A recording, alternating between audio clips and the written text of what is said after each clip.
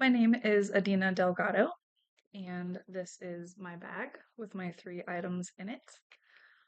The first item that I have is this ring. This was my grandmother's wedding ring. She gave it to me in 1996, shortly before she passed away. I don't really know much about it. Unfortunately, I didn't ask a lot of questions when she gave it to me. I wish I had. I do know that it is a 1930s era ring. I have also, of course, like Google and searched it and, tried to see if there are many others like it. And I haven't been able to really find any. I've seen some similar, but none exactly like it.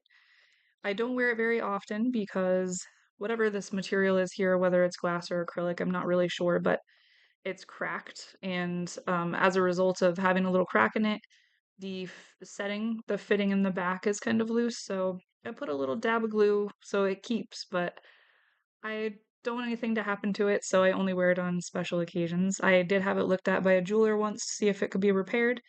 They said no, simply because they wouldn't want to break it further, and that would be a potential thing that could happen. So, and since it's just for sentimental value anyway, I'm not going to sell it or do anything with it. So, I pretty much keep it in my jewelry box, but it is very special to me because, like I said, my grandma gave it to me and I was very close to her. So, it's just a nice thing that I have to remember her by.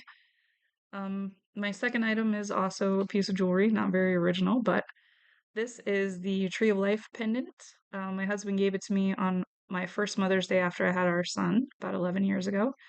And I took it off so I could put it in the bag and take it out for the video, but I wear this every single day, never take it off. I have had to replace the chain quite a few times, but this is just special to me, number one, because it's just one of my favorite symbols, the Tree of Life symbol. I also think it's really pretty. And I don't know, it's just something that's dear to my heart because it kind of takes you back to the day that I got it right after my son was born. He was only like 2 months old, I think. So, and it was just a really sweet gift that my husband gave me. And my third thing is this picture. This particular picture is myself, my husband, and my son, maybe like 4 or 5 years ago.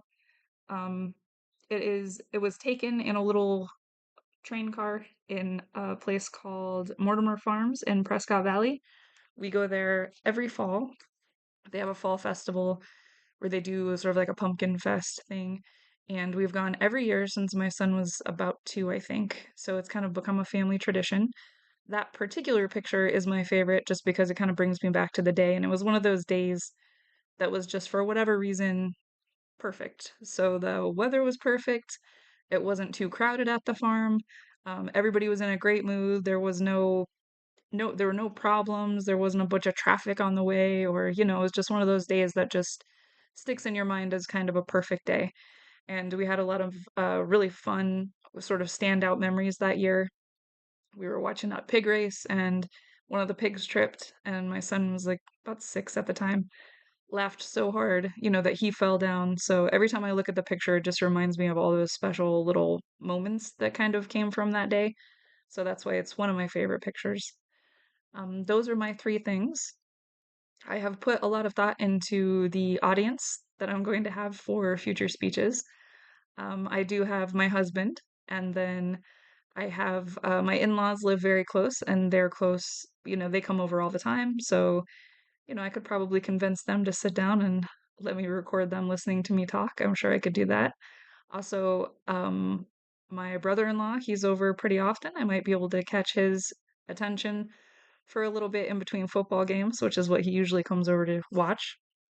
And then I do have a few friends who I mentioned this to them that I was going to be taking this class and I'm going to need an audience, and we could make a day of it, go thrifting in the morning, grab some lunch, come back and watch me give a speech. So they all seem like they were interested in that. So yeah, I think I can figure out a pretty good audience, and I look forward to the course. I am um, uncomfortable in front of an audience as well as even just recording myself. So hopefully that'll get a little bit better as time goes on. Thanks.